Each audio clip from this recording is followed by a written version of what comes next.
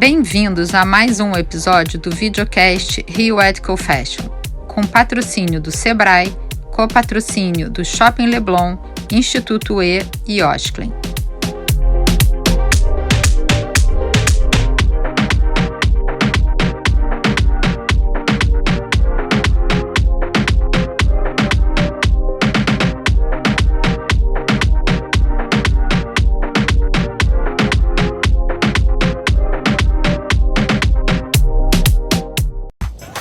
Ei, eu tô aqui pra falar com você que é empreendedor. Eu? Eu não sou empreendedor, não. É sim, isso aí que você tá fazendo agora é empreender. Vender pastel? Isso. Eu só me viro.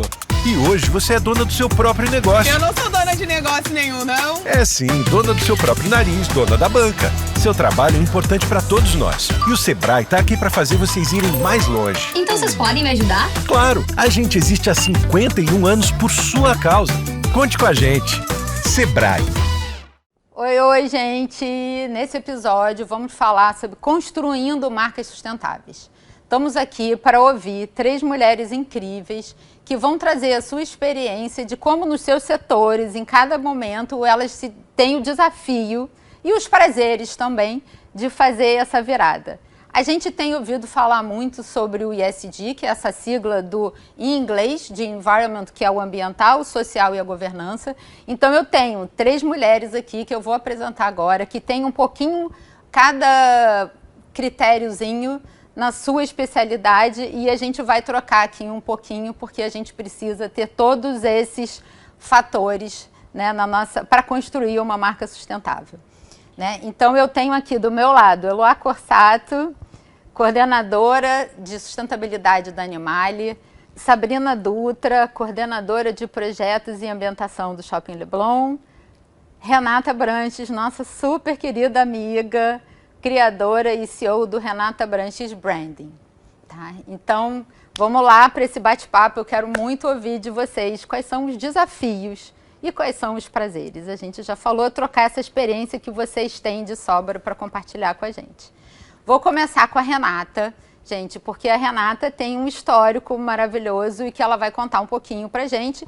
E também esse desafio, como você está vendo essa mudança das marcas, de ter que se deparar com novos critérios, novos comportamentos, novas pautas. Traz pra gente um pouquinho isso, Rê, da sua experiência.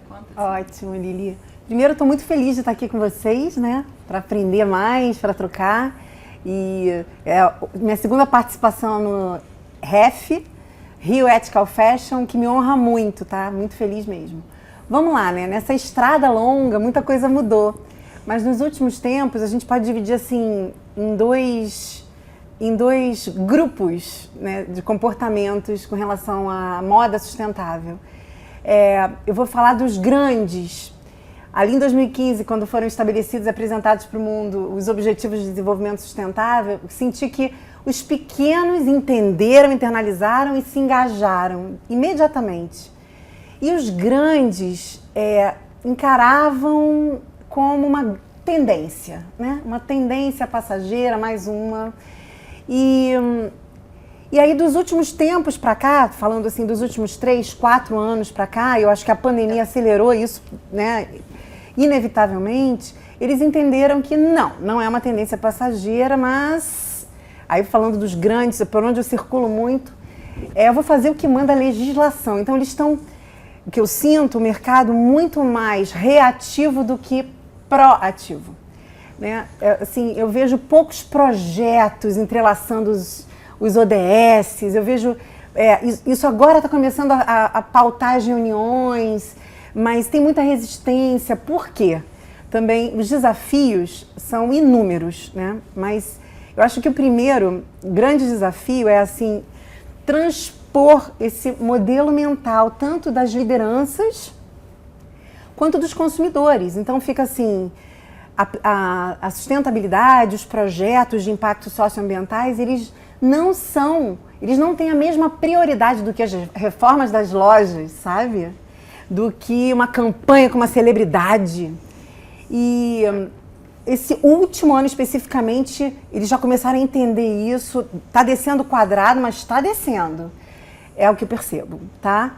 E enquanto os pequenininhos, que são a maioria também dos empregadores, né, do país, eles estão ali, né, lidando com muitas adversidades do empreender pequeno, mas estão fazendo, de certa forma, principalmente as marcas lideradas por jovens, né? Porque tem muitos... E mulheres, né?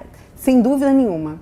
Assim, realmente tem um olhar dessa nova geração conduzindo os negócios, porque já desde do princípio, né? Assim, do princípio fundador, preocupado com o impacto que vai gerar, com as pessoas que estão servindo, né? Se elas vão se desenvolver. Eu acho que tem um segurar na mão mais forte, sabe? Dos elos da cadeia, os menorzinhos.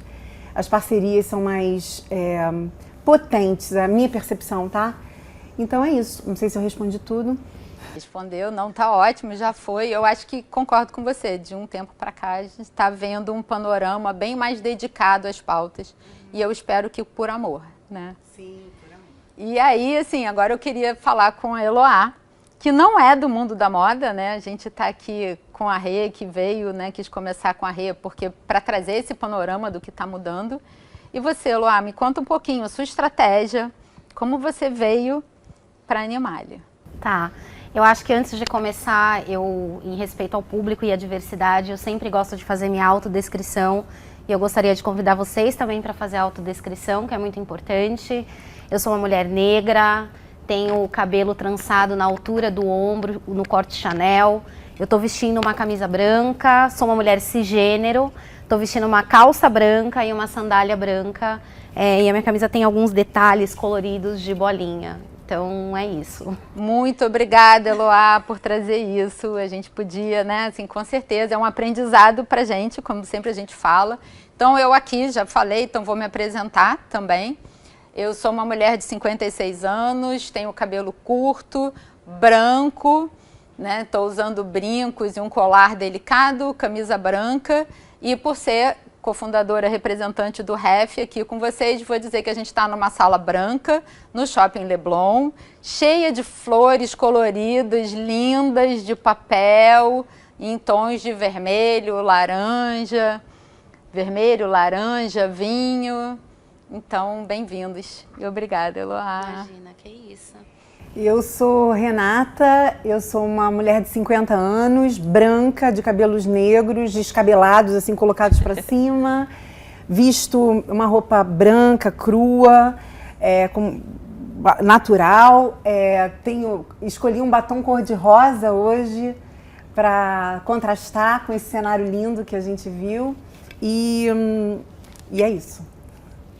Eu sou Sabrina, sou uma mulher branca de cabelos negros, longos. Também estou vestindo branco, uma calça verde. Como ela falou, sou uma mulher cis, alta e acho que é isso, né? Muito bom, gente. Obrigada. Obrigada, você. Eu acho que isso diz muito sobre a minha trajetória, né? Esse processo. Enfim, eu sou pedagoga, né? Minha primeira formação é em pedagogia. E foi quando eu decidi que eu nunca quis entrar numa sala de aula, eu queria entender como a gente conseguia utilizar a educação como uma ferramenta de transformação social para além dos muros da escola. E eu comecei trabalhando como educadora social numa comunidade que tem no meu bairro, em São Paulo, na Vila Prudente. E eu falo que essa foi a minha grande escola, né? Porque eu nunca esqueço de onde vim e por que eu vim fazendo essa trajetória de carreira toda focada na área antigamente social e agora muito de sustentabilidade. Eu passei 12 anos no terceiro setor, que também foi a minha grande escola, porque a gente está na ponta no entendimento de o que se traduz como realidade mesmo, né? Enfim, todos os indicadores, índices que a gente tem socioeconômicos, ambientais, educacionais, saúde, acesso a saneamento básico, etc. e tal. E eu trabalhei em organizações não governamentais de garantia desses direitos. E em 2014 eu queria ir para o outro lado do balcão. Eu queria entender justamente esse movimento de por que as empresas agora estão começando a investir ou em projetos próprios ou investir em projetos desenvolvidos por organizações ou movimentos sociais. Foi quando eu fiz a minha primeira virada de chave de carreira E aí eu me tornei especialista, né, em gestão de responsabilidade social corporativa e sustentabilidade. E aí eu entrei direto no mercado de seguros, né, trabalhando, enfim, em grandes institutos e fundações empresariais, mas muito focado no seguro. E eu já flertava muito com esses né, Big Fives, poluidores, né, e que tem grandes questões, porque eu acho que é um desafio muito incrível, né, é solucionar grandes problemas que causam grandes problemas para o mundo. E então eu comecei um flerte muito bom com a Animale e aqui estou hoje já 1 ano e 2 meses entendendo todas as complexidades de estar nesse setor, mas eu entendo as complexidades como oportunidades para o negócio. Né? Então essa história do antes era obrigatório, agora a gente precisa de fato fazer para devolver para a sociedade e para olhar para um futuro mais equânime, mais limpo, né? Mais ético e mais justo. Não, que bom. E como está sendo lá dentro, né? Assim, a Animale tem toda essa super marca nacional dentro de um grupo maior ainda, maior grupo de moda. Como é que está sendo esse desafio lá dentro? Maior grupo de moda numa marca de 32 anos, né, e que vem se reinventando. Eu acho que a Animale é uma marca muito bem consolidada no mercado e que vem acompanhando a par e passo todos esses movimentos. Tem sido grandes oportunidades, eu gosto de falar, tratar desafios como oportunidades, né, tem sido grandes oportunidades que a gente tem identificado. A nossa força de marca, como é que a gente consegue engajar a sociedade na tomada de consciência dessa agenda, né? Então eu acho que esse tem sido o grande desafio, né? A gente repensar o nosso negócio, considerar que a sustentabilidade não é mais uma área apartada, que ela não é uma área que está, enfim, né, de lado do negócio, ela precisa ser transversal ao negócio, né? E essa transversalidade precisa perpassar de fato desde o processo criativo até os nossos times de loja, né? Até quando esse produto chega na loja. E pensar com essa lógica da sustentabilidade. Se a gente se coloca numa agenda ESG, a gente precisa entender que é sobre a sustentabilidade do negócio que a gente está falando, né? E não é mais a longo prazo, é para ontem, né? Então, acho que essas têm sido as grandes oportunidades que a gente tem identificado de como operar da maneira mais justa, mais limpa e mais correta sempre. Não, muito bom, mas eu acho que é isso mesmo, né? Assim, hoje a gente está vendo, acho que assim, caiu a ficha, né? 2015 vieram as ODS, aí a pandemia acelerou o ESG, e agora que a gente já sabe, a gente tem que correr, né? A pauta agora ficou urgente, a gente já sabe o que tem que fazer, agora a gente tem que ir para a urgência, né? E aí eu quero conversar com você, Sabrina, que tem uma trajetória completamente diferente, não é da moda especificamente, mas é coordenadora de um shopping com um fluxo, com uma quantidade de resíduo. Você é engenheira, você é arquiteta. Conta pra gente como é que você chegou aqui.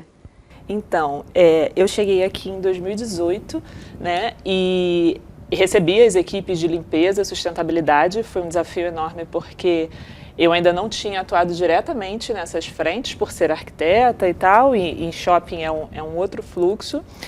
E aí a gente tinha esse desafio de mudar os números do shopping, o shopping sempre teve essa vontade, esse engajamento, e de fazer isso crescer. Naquela época a gente reciclava uma média de 15% a 18% dos resíduos, né? E aí a gente começou a investir, vamos fazer um plano, vamos traçar, vamos ver o que a gente pode de fato mudar. E aí a gente investiu em capacitação da equipe, em treinamento, a gente viu a oportunidade de melhoria do espaço, porque a gente está no Leblon, então é um espaço muito concorrido, a gente tem uma docas pequena, é uma entrada única com mão dupla, e a mesma entrada de carga e descarga do lojista, então são muitos desafios em um espaço só. E aí a gente fez reforma no espaço, treinamento de equipe, e abraçou mesmo de ir para o campo e entender as necessidades deles, o que era preciso para a gente operar melhor e mais, entregar mais resultado. E aí a gente foi virando essa chave. E dá muito orgulho da equipe em ver que a gente fez isso de forma contínua, porque a gente começou devagar, não foi 1 ano, não foram 2, a gente realmente veio crescendo. Então, a gente saiu de 15% a 18% em 2018, em 2019 a gente chegou a 20 e pouquinho, 22, 23, em 2020 a gente já chegou a 30 e pouco, e esse número foi crescendo. Em 2022 a gente fez o maior marco, que foi 85% de reciclagem. Então, a gente virou, e aí os 15% que eu reciclava, eu enviei para o aterro, na verdade. Então, a gente fez uma virada muito grande, e eu tenho muito orgulho da equipe, porque são pessoas dedicadas a isso, pessoas no mall circulando, pegando o resíduo de cada área, separando. E a gente aumentou muito também essa tipologia, né? A gente, antes da reforma, não conseguia abraçar tantos tipos de resíduo. E depois que a gente ampliou o espaço, treinou a equipe, conversou internamente, entendeu todas as necessidades, a gente conseguiu pegar mais tipos de resíduo. Então, a gente trabalhou com madeira, com bituca, e a compostagem, que também foi um grande percursora, que sem isso o orgânico é fundamental, todos os restaurantes têm. Então a gente conseguiu implantar aqui no shopping, e ela foi uma virada de chave muito grande, e com ela que esses números cresceram bastante. Então, eu sinto muito que quando a gente começa a entrar e aplicar, né, seja o S, o G, o SNC, o tratamento, quando elas veem que elas estão abraçando um movimento em prol de algo maior, cara, eu acho que elas sentem muita diferença, não sentem? Assim, no dia a dia, hoje eu consegui um pouquinho, amanhã eu consigo mais. Eu acho que em cada... É muito, assim, até legal de ver, porque, por exemplo, eu tenho uma supervisora de campo, a Viviane, que é peça fundamental.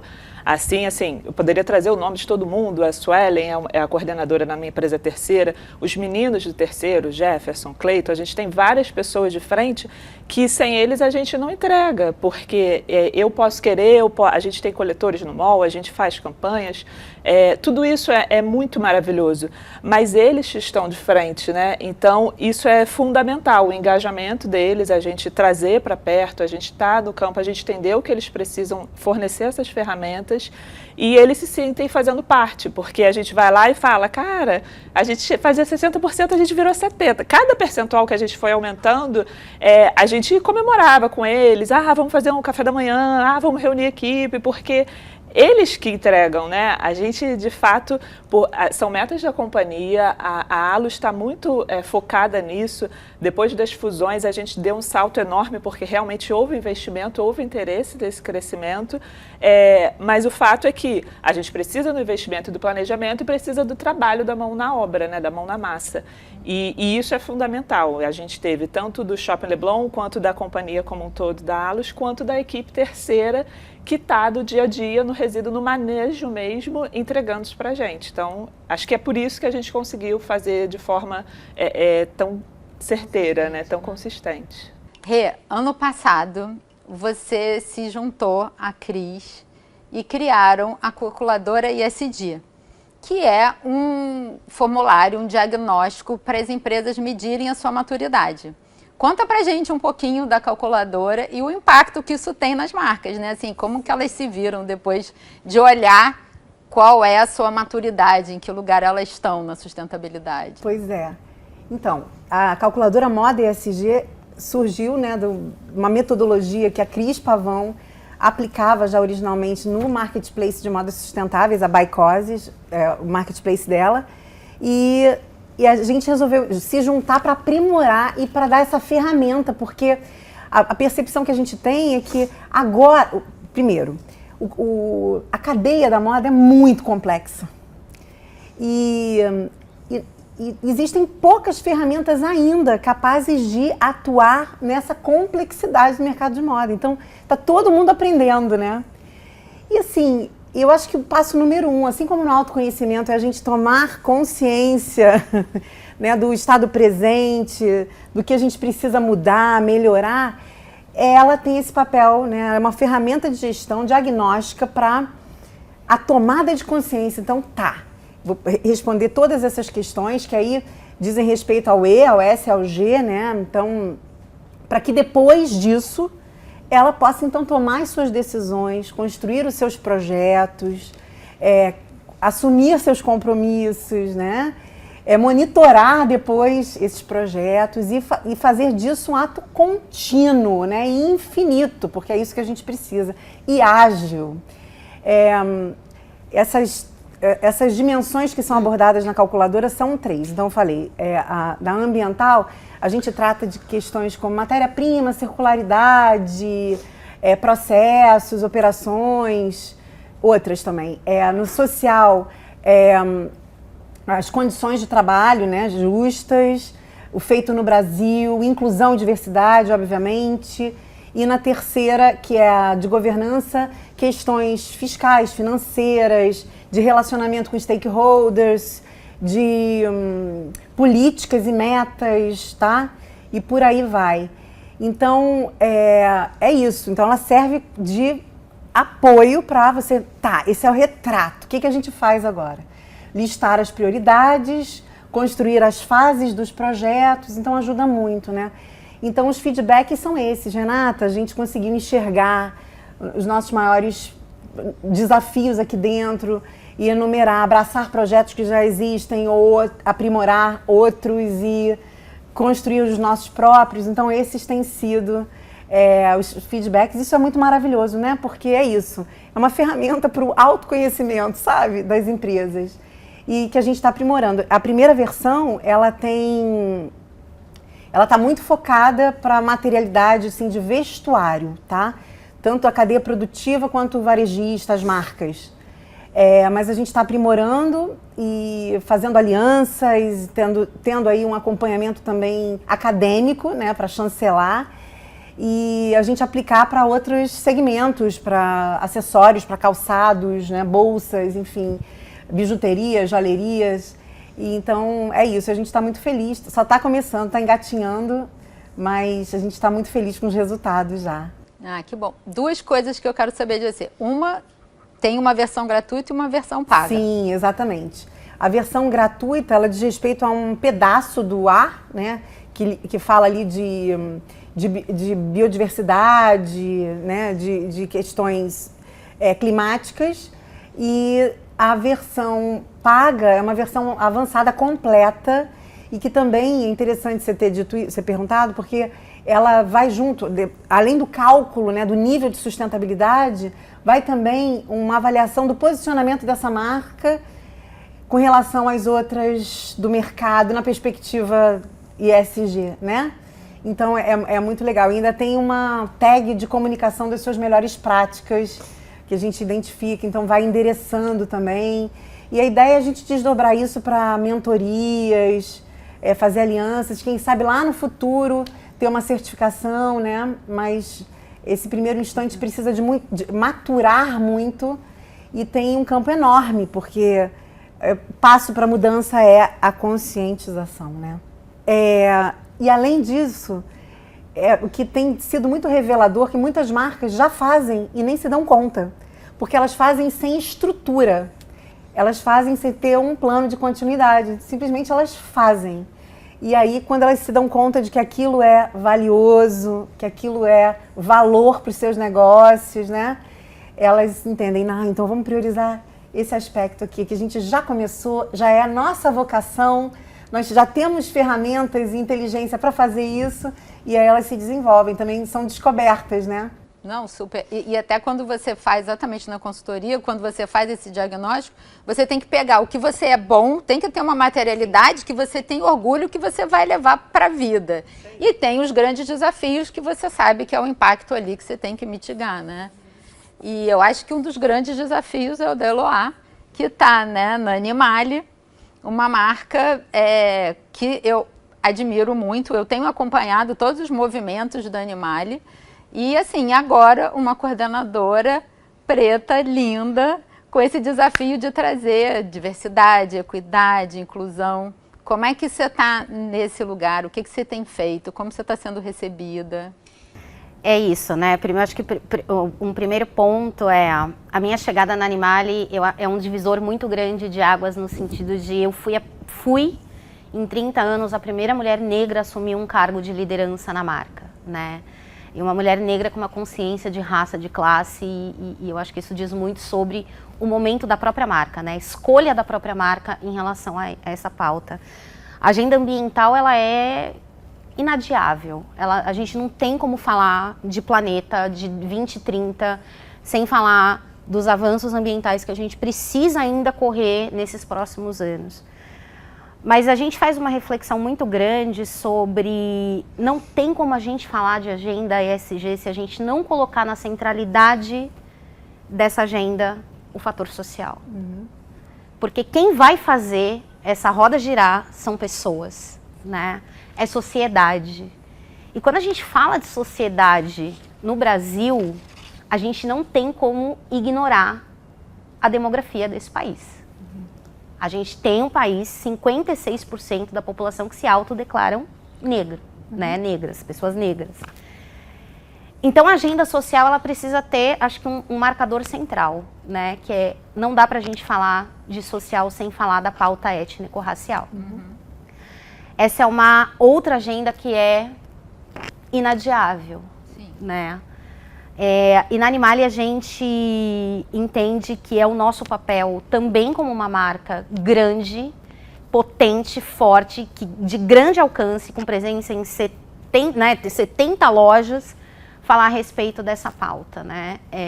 Então aqui a gente tem feito um grande trabalho. Eu acho que em um ano dá para olhar para trás, né? Enfim, e entender todos os passos que a gente tem dado de uma maneira muito segura e consolidada. A gente não quer enfiar o pé no acelerador. A gente quer dar a continuidade. A gente quer que isso seja um processo de construção. A gente está falando de um processo histórico, né? E que a gente precisa estar a par e passo da história, entendendo quais são os contextos e como isso tudo se apresenta. Por entender que a agenda social é inadiável, e ela precisa estar associada à demografia do país, né, do Brasil, um país majoritariamente quase que negro, né, mais da metade da população, a gente construiu o nosso compromisso étnico-racial, que é um documento que sistematiza um conjunto de ações afirmativas, que olha lá para frente, né, pensando no processo de uma construção de uma cultura organizacional muito mais inclusiva e pertencente.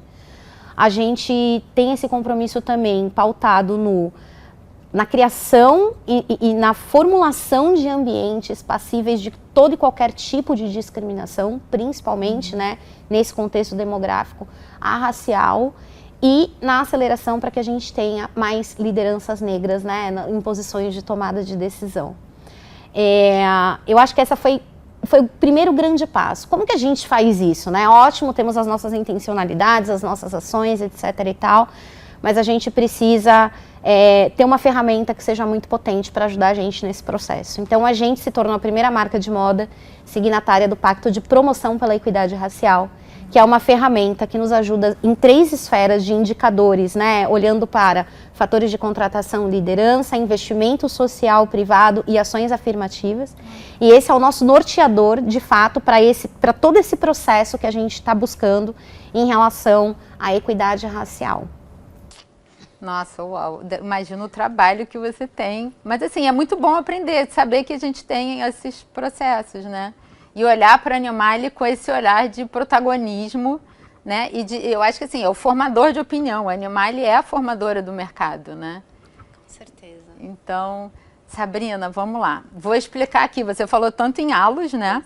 A gente acabou de ter, né, essa junção, é um novo nome para todo mundo que não sabe, Aliança e Sonai mais BR Mall, que foi uma junção, né, dessas administradoras, hoje é Allos, hoje é só Allos. E a Allos, Sabrina não está aqui por acaso, né, foi dentro dos melhores do ESG da revista Exame, a Allos é a melhor dos shopping centers, né, de tudo. E conversando com a Sabrina, eu soube que dentro desse grupo, desse pool de shoppings, o Shopping Leblon é o melhor deles. Ano passado, o Shopping Leblon ganhou o prêmio de mais sustentável de todos os shoppings. Conta como você chegou aqui. O que você faz nesse dia a dia, que você já falou que é árduo, mas por que você está com esse mérito todo? Eu até me sinto muito orgulhosa de representar todo mundo, né? Nós somos um departamento de operações grande, uma companhia ainda maior. São muitas mentes pensantes para trazer esse resultado, que eu estou só aqui representando. Mas, enfim, o shopping ele atua com a iluminação 100% LED, a gente tem certificado de energia limpa do Mercado Livre, todos os nossos arejadores, temos arejadores em todas as torneiras do shopping, descargas inteligentes, então não é só... que não é pouco, mas enfim, não é somente a coleta de resíduos que traz um peso grande. A gente pensa na operação do shopping como um todo. Então, é o departamento de manutenção, é a arquitetura, é a sustentabilidade, é o marketing, na divulgação, são os funcionários internos, orgânicos e terceiros, todo mundo muito voltado para atingir esses números, participando muito, todo mundo sendo parte, né, do que o shopping e a companhia como um todo planeja. E aí, na época ainda, a Aliança Sonai mais BR Malls tinha esse ranking, né, dos shoppings para quem atingisse. E esse ranking pensa, além de todas essas coisas que eu já citei, ele pensa também no deslocamento dos funcionários, na compra dos materiais, dos nossos produtos de limpeza, a emissão de CO2 dos caminhões que vêm trazer esses produtos. Então, é uma cadeia enorme, é como a Eloá falou, não dá para adiar isso, não dá para não pensar, então não dá para fazer somente, eu tenho LED. Não, o shopping e a companhia, a Allos como um todo, está muito voltada para esse pilar, né, e atacando de todos os lados. Então, no ano passado, a gente foi o vencedor desse prêmio, primeiro lugar, e realmente é isso, é abrigar os funcionários do entorno, de comunidades vizinhas, de bairros vizinhos, para ter um deslocamento menor e menos emissão de CO2, é comprar produtos em locais mais próximos, é toda uma logística, é pensar a logística reversa dos produtos na obra inteligente, em reciclar o RCC, que é o resíduo da construção civil. Então, tudo é muito pensado nessa entrega, nesse pilar e nesse resultado que a gente vem atingindo. E também na multiplicação disso. Quando a gente começou a crescer nesses números, né, falando agora de Shopping Leblon, a gente também multiplicou isso. A gente criou um grupo de WhatsApp, a gente recebeu as meninas de outros shoppings, então veio o Grande Rio, veio o Bangu, veio outros shoppings aqui treinar com a Viviane, que eu já expliquei, e a gente começou a fazer realmente um elo, né, uma parceria, e todo mundo se ajuda. E hoje, assim, esses outros shoppings já me passaram várias vezes, então eu cheguei, sei lá, 70, o Bangu fez 75, falei, caramba, me passou, tudo bem. Uma competição saudável. Exatamente. Então, a gente criou mesmo que uma rede, todo mundo se ajuda, muito se apoia, e se a gente pegar os números da companhia como um todo, da Allos como um todo, isso realmente é crescente. Então, esse acho que é o maior orgulho em fazer parte, porque tá todo mundo junto em prol dessa entrega. E você falou um pouquinho, né, dessa questão da comunidade, porque você ganhar um prêmio de ESG, você acaba que você tem que contemplar os outros pilares, né? A gente sabe a importância, né, do ambiental, mas no social, a governança a gente tem aí todo esse posicionamento do shopping, né, que vem do grupo, mas o entorno aqui eu sei que vocês... Sim, a gente sempre valoriza isso, né, a proximidade dos funcionários, o marketing que atua muito com essa parte, então eles têm projetos sociais na Cruzada São Sebastião, que é o nosso vizinho colado, muito próximo, mas eles também têm projetos sociais na Rocinha, em outras comunidades, tem um projeto de tênis, tem um projeto de vôlei, tem futebol, tem vários projetos que o marketing assina, apoia nessas comunidades do entorno, porque a gente realmente acredita que a gente precisa atacar o todo, né? Não dá para direcionar, não dá para ser pequeno. A gente realmente tem essa intenção de falar pelo todo e o entorno mesmo, né, do Leblon como um todo. Você acha que os consumidores, os passantes do shopping, eles veem isso? Vocês têm algum movimento de comunicar a eles, deles poderem contribuir com seleção de lixo descartável, entregar alguma coisa?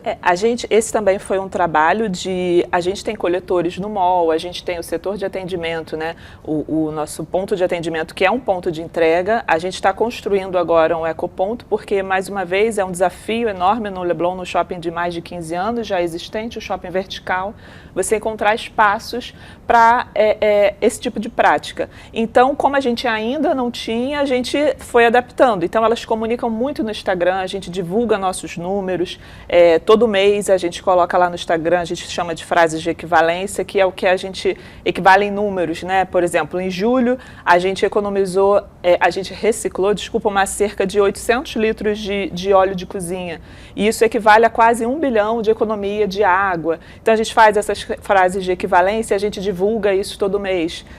O tanto de compostagem poderia alimentar tantos campos de futebol, então a gente coloca esses números no Instagram, isso é muito forte.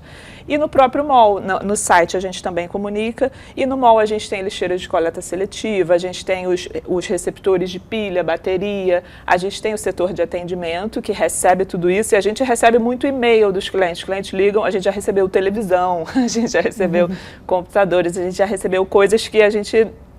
imagino que as pessoas passem e falam, vocês não recebem. E a gente sempre se coloca muito disposto. Não, pode trazer. Se for grande, deixa no atendimento que a gente vai recolher. Então, convido a todos. Exatamente. Podem trazer televisão, controle remoto, computador, notebook, tudo isso a gente já recebeu. A gente já recebeu bateria de carro.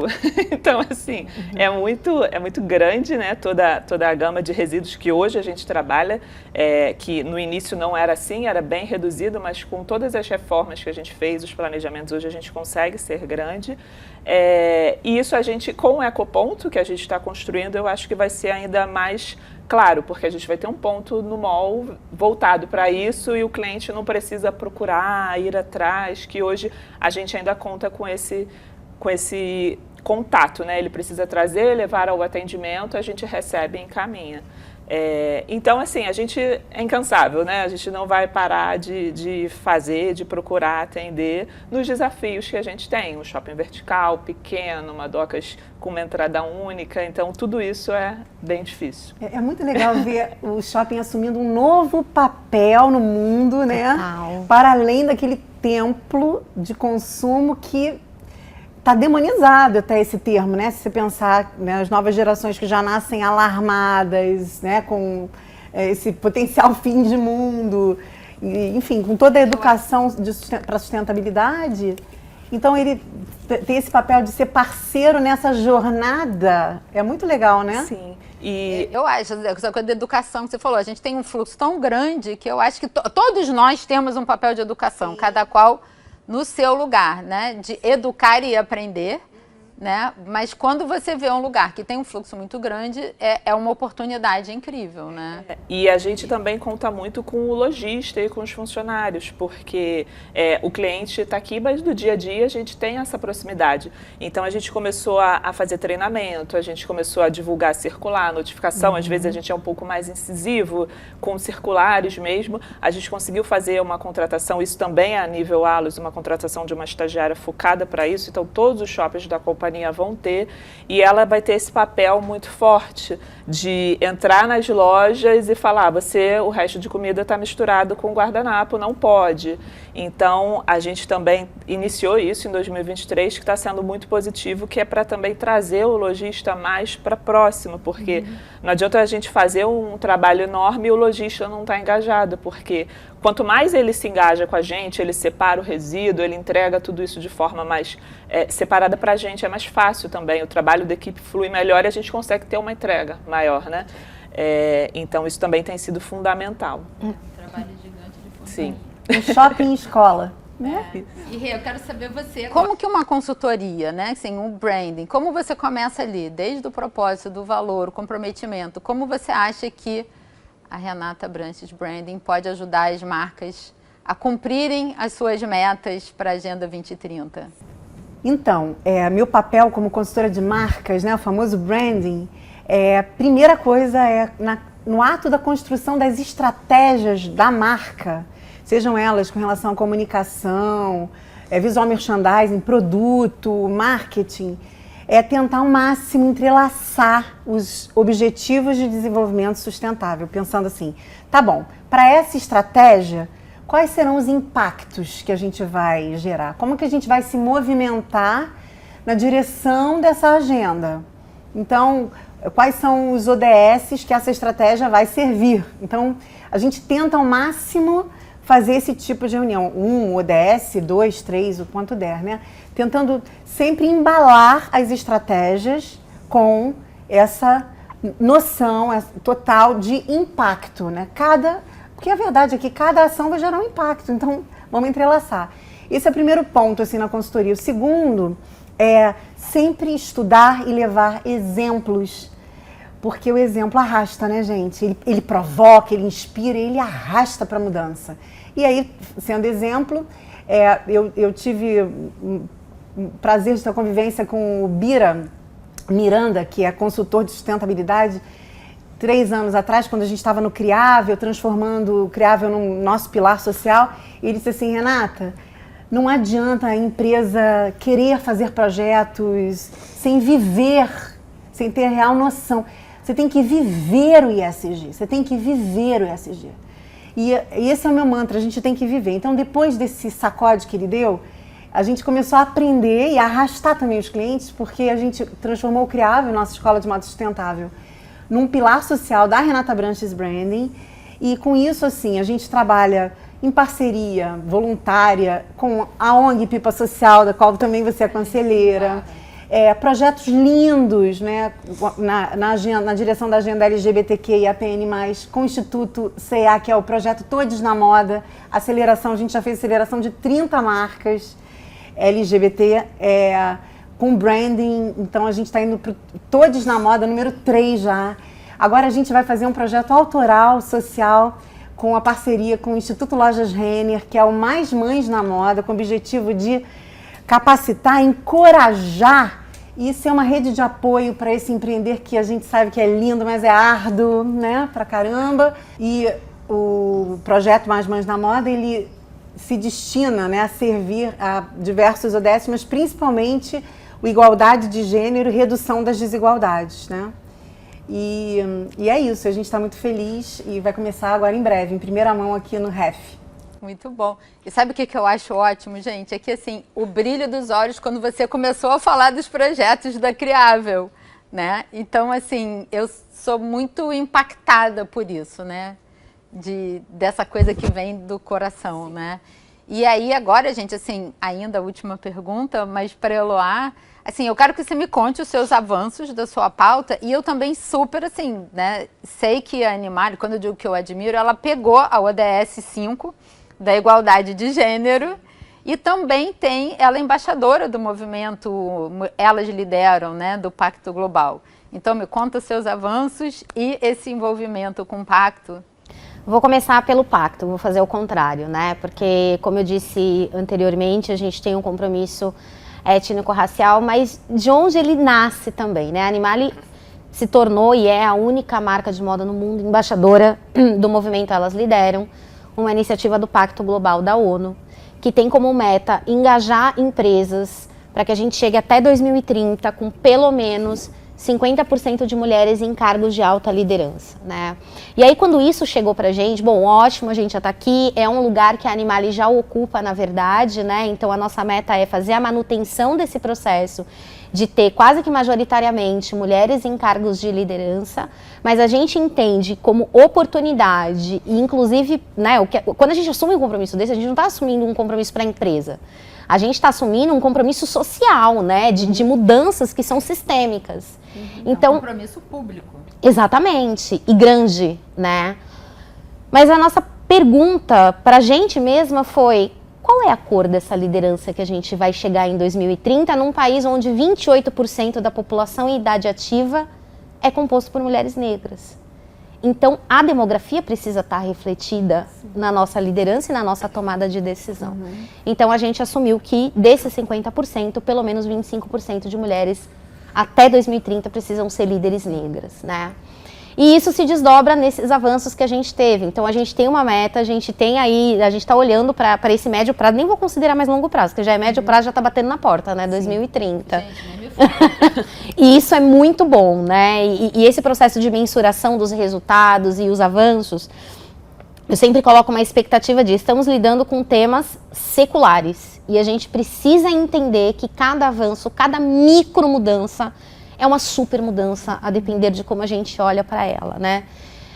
Então, como a gente já tem, enfim, né, mulheres em cargos de liderança e agora a gente quer trazer como oportunidade essa diversidade, a gente criou o nosso compromisso étnico-racial e aí a gente tem alguns avanços que eu tenho muito orgulho de contar, né? Eu acho que o primeiro deles é um case que a gente conta em todos os lugares, que foi, a gente precisa educar continuamente as pessoas para a pauta étnico-racial.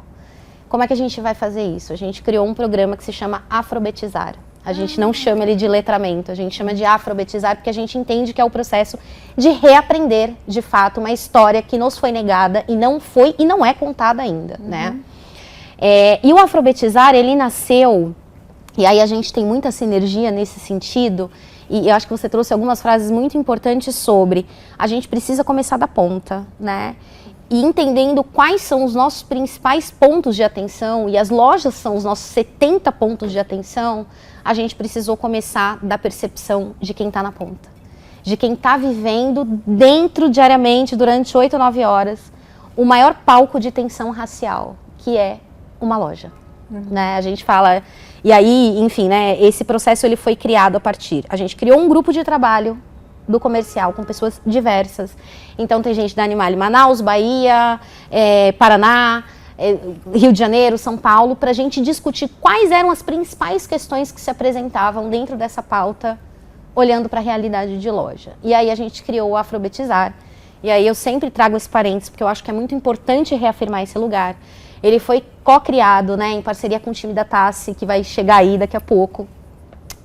E a Tassi tem o Igor, que é um menino negro, retinto, não sei se você chegou a conhecê-lo. Conheço. Menino preto, retinto, filho de uma mulher que até hoje trabalha como empregada doméstica e que apostou no trabalho dela para poder criar o filho e educar esse filho. Igor hoje, com 26 anos, é doutorando em História pela Universidade Federal do Rio de Janeiro. Então, assim, o Igor eu sempre falo que o Igor é a exceção da regra que eu quero para o futuro, né? E que a gente precisa, de fato, apostar. E o Afrobetizar foi um sucesso. A gente começou pelo comercial, da experiência comercial, e fez uma analogia entre passado, presente e o futuro que a gente quer, né? Olhando para o nosso compromisso. E hoje o Afrobetizar é o case e a metodologia de combate ao racismo em todo o Grupo Soma. Não, eu acho incrível essa questão, né? Como a Tassi usa as marcas, cada uma, né, com as suas características, de pilotar produtos, né, exercícios, que depois possa ser compartilhado com o resto do grupo. E vira case, compartilha. É muito bom esse lugar. Exatamente. E partindo das nossas vivências, né? E a gente entende que isso é uma super oportunidade, inclusive, da gente engajar o nosso ecossistema. A gente faz parte de um mesmo ecossistema, né? Como é que a gente consegue conciliar as nossas práticas olhando para fatores que são sociais, que são inegáveis, né? E que a gente precisa tratar. Então, eu acho que esse é o nosso primeiro grande case. Hoje, o Afrobetizar se tornou um conteúdo obrigatório na entrada de todos os colaboradores na marca. Então, todo mundo já entra passando por esse processo de educação, entendendo os nossos compromissos enquanto marca, as nossas políticas, todos os nossos normativos, o que a gente diz em relação, né, a práticas discriminatórias, o nosso posicionamento. A gente lança, né, enfim, ainda esse ano, o nosso programa, o Projeto Voar, que é um programa de desenvolvimento para mulheres negras na marca, né, ele está no forno, está quase saindo, mas a gente entende que a gente quer olhar para quem está dentro de casa, para esse processo de desenvolvimento. A gente tem condição de trazer muita gente do mercado, tem muita mulher negra incrível, mas como é que a gente sai da lógica de perpetuar a desigualdade e sem criar ilhas de excelência? Então a gente prepara quem está dentro, né? É sobre a mudança ser sistêmica, né? Então a gente está muito nesse lugar. Eu acho que a Animale traz isso também para sua agenda de investimento social, aí já entrando um pouco mais no Elas Lideram e no compromisso com mulheres e mulheres negras, né? Porque as mesmas mulheres negras que estão em idade, população em idade ativa, são as mesmas que acabam sofrendo com os piores indicadores socioeconômicos, né? A última pesquisa que saiu é de que a maior parte dos lares brasileiros que passam fome ou que estão em situação de insegurança alimentar são chefiados por mulheres negras. Então a gente precisa olhar para o nosso investimento social como uma ferramenta impulsionadora da quebra de ciclos de pobreza. E para isso a gente traz parcerias incríveis, né? A questão de gênero ela não pode ficar só na liderança. Eu acho que é um pouco esse exercício que as empresas também precisam fazer, né? Eu estou fazendo o meu papel aqui dentro, tá? Como é que você transborda isso? Porque o que você está se propondo a fazer é uma mudança social, estrutural. Então a gente traz, né, esse mesmo racional de precisamos investir em programas e projetos que priorizem mulheres e mulheres negras em situação de alta vulnerabilidade social, educacional e racial, para a gente poder fazer o investimento. E aí a gente tem, acho que, 2 grandes projetos que não tem como não trazer aqui, que é o Lab de Moda, uma parceria com o Instituto Dona de Si, né, enfim, aí capitaneado pela Suzana Pires, onde a gente faz o nosso movimento de moda circular, que é o Animale Vintage, e que também já vai começar. Então, uma vez por ano... É muito assunto. A gente não para. Uma vez por ano, a gente convida as nossas clientes para trazerem as suas peças antigas. Eu acho que tem muito disso na Animale, a questão da qualidade dos produtos e a memória afetiva. E essas clientes, elas entregam essas peças, ganham descontos de até 40%, e essas peças a gente faz uma revenda especial. E o lucro dessa revenda especial, ele é diretamente direcionado para o Lab de Moda, que é um projeto que acontece no Morro dos Prazeres. O primeiro ano foi 30 mulheres, esse ano foram 60 mulheres, 63 mulheres autodeclaradas negras, que começaram uma jornada de mais de 280 horas em corte e costura, e o primeiro ano foi só corte e costura. Esse ano a gente aterrizou a nossa alta liderança, né, vivenciar o ESG, então eles foram convidados e fizeram conversas incríveis com essas mulheres, né, como voluntários mesmo. Demais. E aí quando você olha como resultado que 20% conseguiu comprar sua primeira máquina de costura, né, mulheres que, enfim, né, estão nesse processo de saída, quase que dessa, né, esse puxar para a linha da pobreza, sabe? 40% delas montou o seu próprio ateliê, 5% estão num processo de saída de depressão por conta de apoio psicológico. Então, é sobre a gente olhar para esse indicador, e quando a gente fez a avaliação final, eu já estou terminando, eu falei sobre esse dado e uma delas levantou a mão e falou assim, eu não faço mais parte desse ciclo de pobreza, porque hoje eu sou responsável pelo sustento da minha família. Falei, gente, ganhamos, né? Conseguimos alcançar aquilo que a gente queria. Isso não tem preço. Não tem preço. Maior prêmio, né? É sobre a gente promover transformações a partir do nosso trabalho. E o segundo, que é uma oportunidade que todas as nossas clientes têm, que é no nosso checkout, a gente tem 2 organizações não governamentais, onde você faz a compra e a Animale quem paga essa doação. E esses 2 projetos também são projetos que a gente tem em parceria com a Redes da Maré, que é um projeto Toda Menina na Escola, porque eu falo que não adianta a gente olhar para uma liderança diversa se a gente tem percentuais assustadores de exclusão e evasão escolar, e isso assola meninas negras, né? Então a gente precisa investir na educação de qualidade, na prevenção da evasão e da exclusão, e alfabetização de mulheres, que são mulheres que não tiveram oportunidade na idade, né, escolar de estudar, e hoje estão retomando, né, isso como uma oportunidade, enfim, olhando aí para um futuro mais promissor. Então a Animale, ela aposta, ela investe em processos que sejam educativos, empoderadores e emancipatórios para todas as mulheres. Como a gente se emociona quando fala sobre isso, né? Assim, agora que eu não tenho tempo, eu quero continuar, né? Porque, assim, vontade de perguntar 20 coisas, assim. Mas a gente queria muito, assim, vocês dessem um tweet final, trouxessem alguma coisa e me indicasse um livro, uma referência, aonde vocês acham que a gente pode complementar essa história, esse papo incrível aqui, que por mim eu continuava agora aqui falando mais. Então, eu comecei muito na prática mesmo, então eu ia em outros shoppings, né, trazendo muito para o mercado aqui de shoppings, eu ia em outros shoppings, eu buscava outras práticas com as próprias pessoas do meio, e pesquisas nas resoluções mesmo. Então a gente ia na Política Nacional de Resíduos Sólidos, a gente ia no CONAMA, porque a gente tinha uma urgência de entregar alguns números, e realmente eu ataquei dessa forma. Eu acabei de me inscrever no MBA em sustentabilidade, vou iniciar isso também com a minha supervisão, a gente vai fazer isso juntas. E aí eu até trouxe aqui um livro que eu também comprei em função disso, mas ainda não comecei a leitura, que é o Verde que Vale Ouro.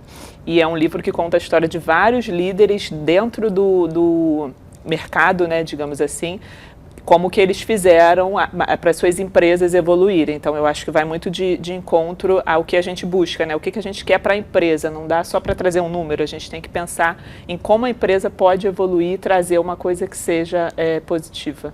Verde que vale ouro. Tem autor ou editora? Não. Então, Verde que vale ouro. A gente vai achar e vai colocar. Rê? Então, eu trouxe o livro Como Salvar o Futuro, do nosso amigo André Carvalhal.